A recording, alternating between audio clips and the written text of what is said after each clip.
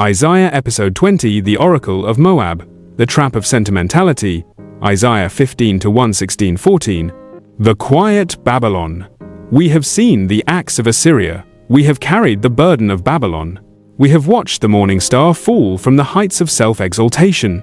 But today, Isaiah turns his eyes to a neighbor. He looks toward Moab. If Babylon is the empire of power, Moab is the empire of the familiar. In our metaphysical lens, Moab represents a quieter trap, sentimentality as identity. It is cultural pride dressed in nostalgia. It is the refusal to move beyond the safety of how it used to be. It is the soul settling on its dregs, thick, stagnant, and resistant to the flow of the spacious present. Today, we enter Isaiah 15 and 16. These chapters read like a mourning song, place names, tears, flight, collapse, but underneath the grief is a hidden diagnostic. How love of the past can become a bunker against the present, and how pride in the roots can ironically suffocate the branch. Brief disclaimer. This is a metaphysical and psychological inquiry using concepts associated with the Seth Speaks material as a conceptual lens. It does not replace scripture, doctrine, or personal faith. The Bible is honored here as sacred text. Part 1. The Overnight Collapse, Fragility of the Familiar. Isaiah 15-1. Isaiah opens with shock. In the night, Ar of Moab is laid waste. In the night, Kir of Moab is laid waste. Notice the timing. In the night, Moab felt stable because it felt historical. Moab had walls, stories, rituals, and the comfort of repetition.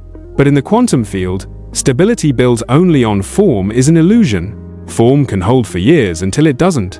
In Sethian terms, Moab is a closed probabilistic loop. It keeps replaying the same cultural songs, the same family grievances, the same ancestral pride until the loop becomes brittle. A system that stops being open to new vitality looks solid right up to the moment it shatters. Frequency statement: comfort is not safety, stagnation is not stability. Part 1.5 Counterfeit continuity. When heritage becomes a spell. Moab's tragedy is not that it remembers. Memory can be medicine. The tragedy is when memory becomes a substitute for reality. In systems language, this is path dependence. Yesterday's solutions become today's identity. The system keeps selecting the same moves because they once worked, even when conditions have changed. And the longer that repetition continues, the more the repetition feels holy. In the Sethian lens, this is how a counterfeit reality is maintained. Repeated expectation creates a stable perceptual bubble. People begin to observe the world through the bubble, so they keep collapsing the same probability line. The past becomes a script, and the present becomes a stage for reenactment. That is why collapse can arrive in the night. Not because reality is cruel, but because the bubble was never strong, only familiar. Part 2. The Geography of Grief. Emotion without movement. Isaiah 15-2-4. Isaiah describes mourning everywhere: shaved heads, cut beards, sackcloth, wailing. In Babylon, loss triggers rage. In Moab, loss triggers lament.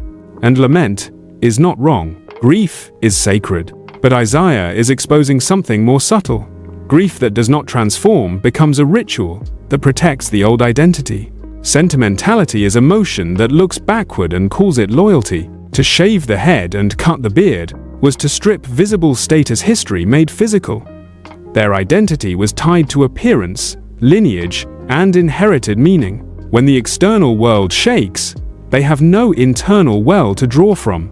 They run to the temple of ancestors, but the temple cannot substitute for living alignment. Psychologically, sentimentality is the attempt to feel without choosing. It is wanting the warmth of memory without the responsibility of the present. It is mourning the past while refusing to become new. Micro-practice. 7 seconds. Ask yourself quietly, am I grieving to heal or grieving to stay the same? Part 3. The Cry of the Fugitive. Retreat into smallness. Isaiah 15-5-9. My heart will cry out for Moab. Isaiah does something rare. He weeps. He doesn't only diagnose, he resonates. Why? Because Moab is a relative, historically a cousin nation. Metaphysically, Moab is the almost right part of us, the familiar, the inherited, the comfortable that is not fully aligned. The fugitives flee towards Zoar, the place of smallness. When big stories fail, the ego retreats into smaller bunkers, tighter tribes, tighter opinions, tighter identities. Instead of surrendering to truth, we try to preserve a remnant of pride. Isaiah says the waters of Nimrim are desolate. Water in scripture and in Seth's symbolic language often points to consciousness and vitality. Moab's waters dry because Moab stopped flowing. It became a stagnant pond of, "This is how we've always done it." Frequency statement. The past becomes poison when it replaces presence. The physics of Moabian entrapment, why nostalgia can become a cage. Let's name the mechanism clearly. 1. The familiar feels safe because it is predictable, not because it is true. 2. Predictability becomes identity. If I change, I lose myself. 3. Identity becomes defense. If you question my tradition, you attack me. 4. Defense becomes rigidity, and rigidity becomes fragility. 5. Fragility eventually meets reality, and collapse happens in the night. This is not only national, it is personal. Families do it, communities do it, individuals do it. The ego can build a museum and call it a home. Part 4. The pride of the settled. Tradition as superiority. Isaiah 16-6-7. We have heard of the pride of Moab, very proud, but his lies shall not be so. Here is the central diagnostic. Babylonian pride is imperial. I am the world. Moabite pride is cultural. I am my tradition. Moab says, our ways are the old ways. Our lineage is the pure lineage. We are better because of who our fathers were. The pride is quieter, but not weaker. It hides behind sentiment. In the Seth material, you are not bound by biology or history unless you agree to be. Moab agrees to be its history. It uses nostalgia to mask arrogance. It pretends humility while reacting with wrath toward anything that threatens its comfort zone. His lies shall not be so.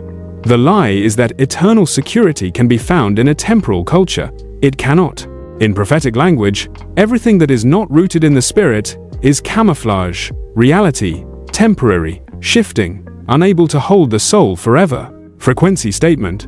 Roots are meant to feed growth, not replace it. Part 5. The outcast at the border. Mercy as the exit. Isaiah 16-1-5. Isaiah offers a strange solution. Protect the outcast. Hide the refugee. Do not betray the one who escapes. This is the call to hospitality, the doorway out of Moab. The only way to break the trap of sentimentality is to open to the other. The outcast represents what Moab avoids: discomfort, newness, unfamiliar stories, unfamiliar people, unfamiliar truth. And Isaiah links survival to mercy. In mercy, the throne will be established. One will sit on it, in truth. Notice the contrast. Moab's throne of pride collapses. The throne of mercy endures. This points back to the branch in episode 16. The branch grows from truth, not from tradition, from alignment, not from nostalgia. Sentimentality says, my feelings are sacred. Compassion says, your need is sacred. Sentimentality circles the self. Mercy expands the field. Micro practice. 8 seconds. Think of one person you tend to label as other. Whisper, may I see them as human. Feel your chest loosen. Part 6. The Moabite vibration. Resonance without capture. Isaiah 16:11. My heart shall resound like a harp for Moab. Isaiah's body becomes an instrument. This is sympathetic resonance, the ability to feel another's grief without being trapped by their pride. The Hebrew imagery points to the gut, the seat of deep emotion and intuition. Isaiah is not numb. He is not cold. He is aligned. He weeps, but he does not worship the old story. He resonates, but he does not cling. This is how we handle the Moab in our families and cultures. We do not hate it. We do not mock it. We do not pretend we are above it. We honor the pain, but we refuse stagnation. We let the harp string of connection vibrate while still walking toward the high mountain of truth. Frequency statement. True connection is resonant. Sentimentality is clingy. Part 7. The 3-year limit. Expiration of illusion. Isaiah 16:13-14. Isaiah ends with a timestamp. Within 3 years, Moab's glory will be despised, and the remnant will be small and feeble. In the spacious present, there are windows of opportunity. Some patterns can be transformed if chosen in time. The 3 years here functions as an expiration date on illusion. When a thought form refuses evolution, it loses vitality. The performance continues for a while, but the substance drains.